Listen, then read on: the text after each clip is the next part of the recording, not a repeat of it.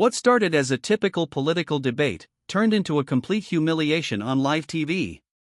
Two women. Two agendas. One unforgettable moment. When conservative firebrand Karoline Leavitt went head-to-head with liberal darling Jasmine Crockett, nobody expected what happened next. Jasmine came in loud. Angry. Ready to steamroll the conversation like she always does. But Karoline? Calm. Cool. Deadly with facts. And by the end of this debate, one of them walked away a hero. The other? Embarrassed in front of the entire nation. This wasn't just a debate. This was an absolute destruction, and the moment Karoline dropped her savage comeback, even the liberal media didn't know what to say. Stick around, because this is the moment America stood up and cheered. It was supposed to be just another debate. Just another panel. Just another night where the liberal media lined up their favorites, took their shots at conservatives, and expected no one to fight back. But this night? This night was different. The cameras rolled. The lights came up. And America was about to witness a political bloodbath dressed up like polite conversation. At one end of the sleek, overproduced set sat Jasmine Crockett, dressed to impress, leaning forward with that familiar "I'm about to lecture you" posture. She's a favorite on these shows, not because of her facts, but because of her volume. Loud, emotional, and never missing an opportunity to spin everything into victimhood. And across from her? Sitting cool. Relaxed. Focused. Karoline Leavitt. Karoline didn't come with a script. She didn't need one. She carried something more powerful than slogans, she carried the truth. And that's why they hated her. She wasn't just another conservative voice, she was the sharp, young firebrand they couldn't control. The topic for the night, the crisis at America's southern border. Of course, Jasmine was ready. With talking points prepared by some staffer in D.C. She came out swinging before the moderator even finished his sentence. This so-called border crisis you Republicans keep screaming about? It's manufactured. Manufactured by MAGA extremists to scare people into voting for Trump again. Y'all don't care about immigrants. You only care about making Biden look bad. She smiled like she'd just delivered a knockout punch. But it wasn't a knockout. It wasn't even a jab. It was the same tired garbage Americans have been hearing for years. Blame Trump. Call everything racist. Ignore reality. And here's the thing, Karoline didn't flinch. No rolling eyes. No sighs. No anger. Just that steady, almost dangerous calm. The kind of calm that lets you know this person isn't here to play games. She leaned forward slowly. No raised voice. Just facts, delivered with the precision of a surgeon making the first cut. Manufactured, she asked, voice cool but sharp.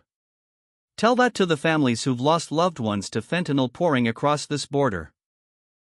Tell that to the ranchers in Texas whose properties are trashed every single day. Tell that to the women trafficked by cartels while this administration looks the other way. Jasmine's smile cracked for the first time. But Karoline wasn't finished.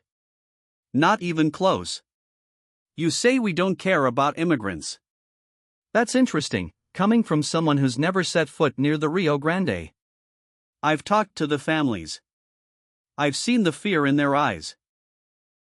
And while you're out here defending Washington's failures, they're begging for help that never comes. That's when it happened, the audience fell dead silent. It was that kind of silence that tells you something real just happened. Not scripted. Not rehearsed. Just raw, undeniable truth cutting through the fake smiles and polished nonsense. The moderator shifted in his seat. Even he didn't know what to say next. Jasmine, though? She wasn't about to go down quietly. Leaning forward, voice rising, she fired back the only way she knew how, by calling names. Oh, please. More MAGA fearmongering. You people just use dead children to push your racist. That's when Karoline cut her off. Not by shouting. Not by matching the anger. But by surgically dismantling her with one brutal line, fear-mongering? I don't need to create fear, Jasmine. Biden's failures already did that for me. Silence. You could practically hear producers in the control room screaming into headsets. Even the smug liberal moderator didn't know where to go next. For once, their golden girl loud, proud Jasmine Crockett was sitting there with her mouth slightly open, blinking, realizing she just walked into a buzzsaw. And here's the best part? Karoline wasn't even warmed up yet. This was just the opening round. The real fireworks were still to come. The silence in that studio felt heavy. Not awkward. Not uncomfortable, but dangerous. It was that moment where everyone, from the producers behind the cameras to the viewers sitting in their living rooms, knew Karoline Leavitt had just landed a direct hit. And Jasmine Crockett? For once, she didn't have a clever one-liner. For once, she wasn't smirking. For once, she looked exactly like what she was exposed. But instead of backing off, instead of regrouping and trying to save face, Jasmine made the mistake that arrogant politicians always make. She doubled down. She squared her shoulders, straightened up in that chair, and shot back in a voice dripping with that same tired DC condescension. Oh please, Karoline. You people always do this. You drag dead children into every conversation to scare people. Why? Because you can't talk policy. You don't care about immigrants. You don't care about compassion. You don't care about decency. That was it. That was her angle. Turn the blame around. Play the emotion card. Accuse conservatives of cruelty. It's a playbook older than the politicians running Washington today. The problem? Karoline had already seen this trick 100 times before. And she was ready. She leaned forward again, calm as ever, but with a new edge in her tone, the tone people use when they're done being polite. Do you want to talk about decency, Jasmine? Let's talk about the Border Patrol agents who work overtime every day cleaning up the humanitarian disasters caused by this administration's reckless policies. Let's talk about the mothers whose daughters were trafficked across that border by criminals your party refuses to call criminals. Jasmine tried to interrupt, but Karoline wasn't letting go. Decency? I've met with those families.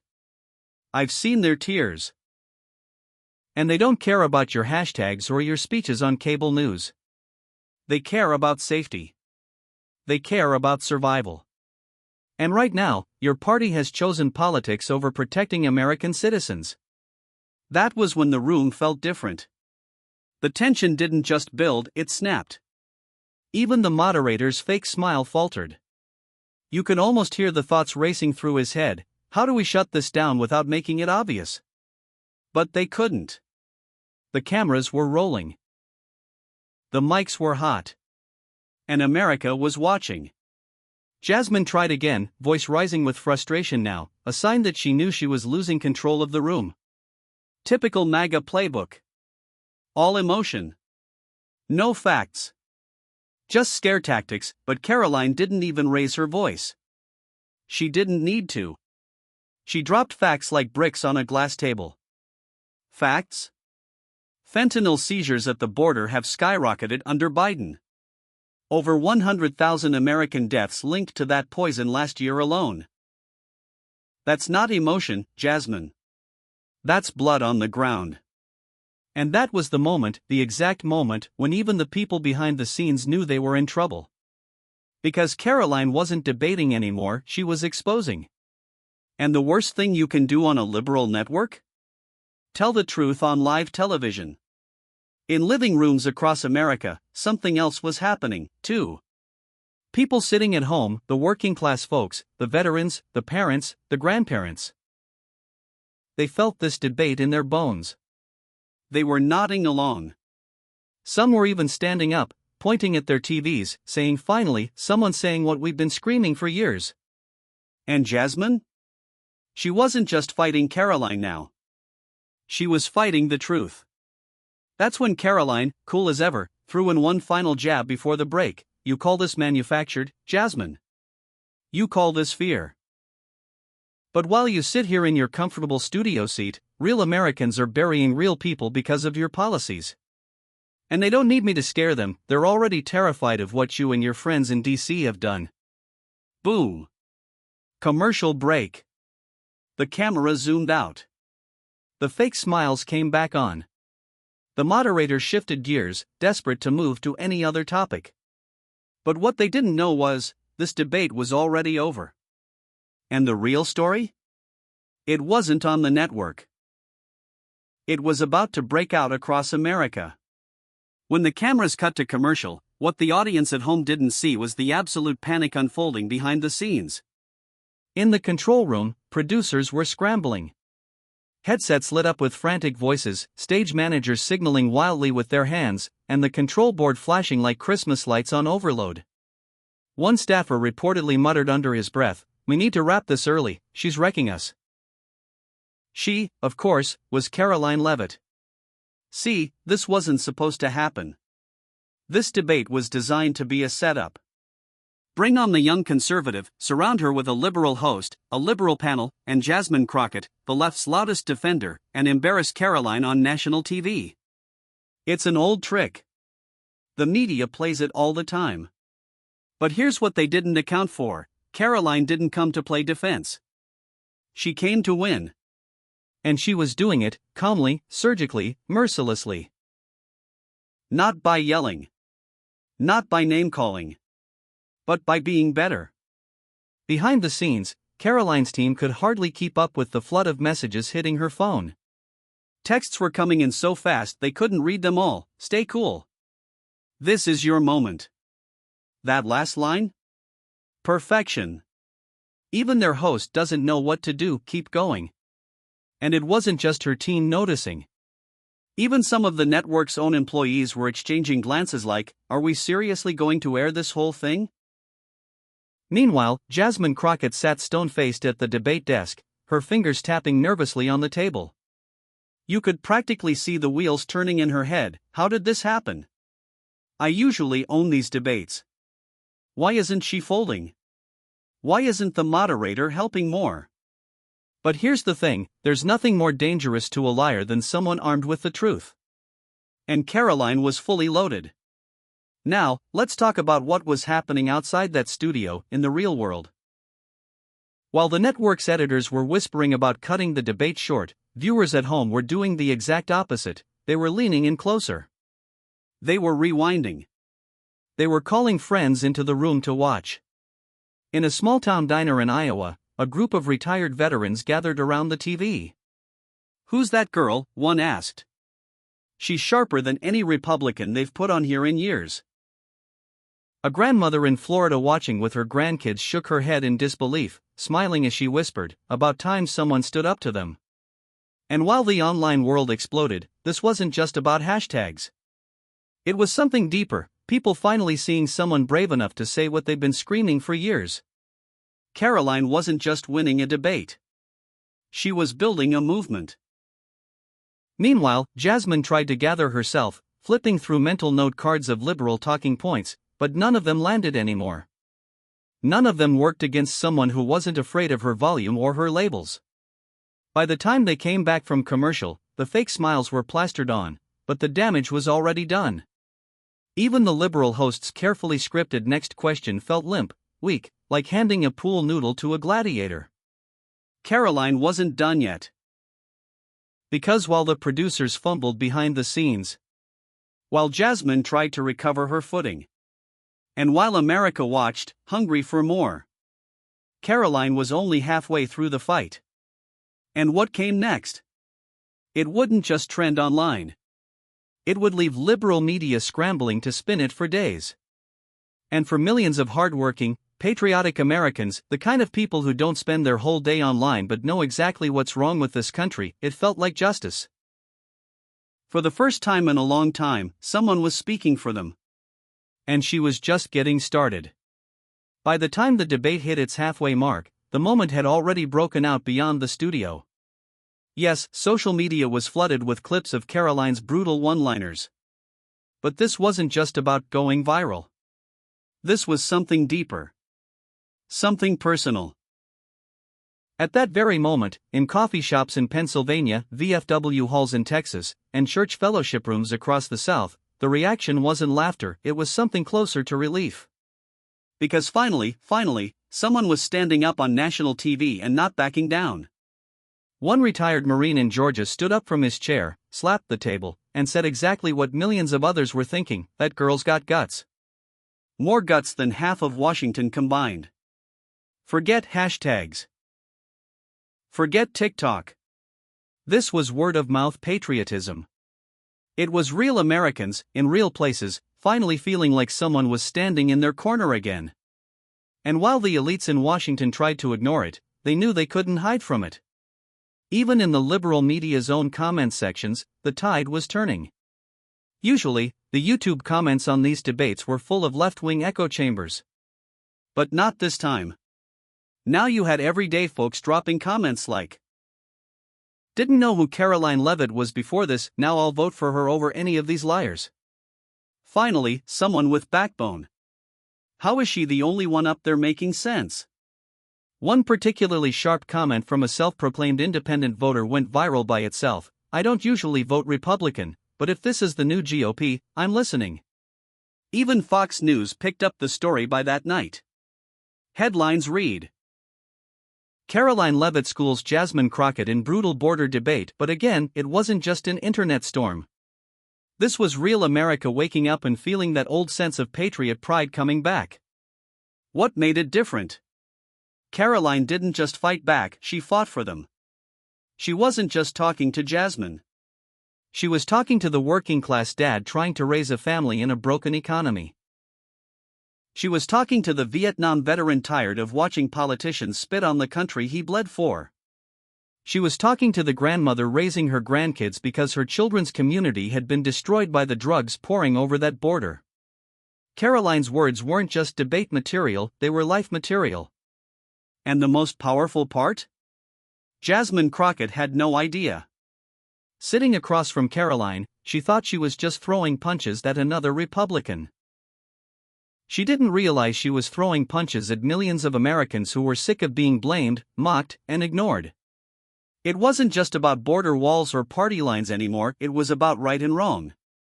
About standing for the people who built this country and asking, when's someone finally going to fight for us? And at that moment, Karoline wasn't just winning a debate, she was becoming a voice. Something clicked for people that night. It wasn't polished. It wasn't rehearsed. It was real. It was American. Even call-in shows were lighting up. A small conservative AM radio station in Ohio had its switchboard flooded that night. One older caller said it best: "I didn't even know that debate was happening. I was just flipping channels. But when I saw that young lady speak, I sat up straight. She was talking for me. And that's been missing for too long."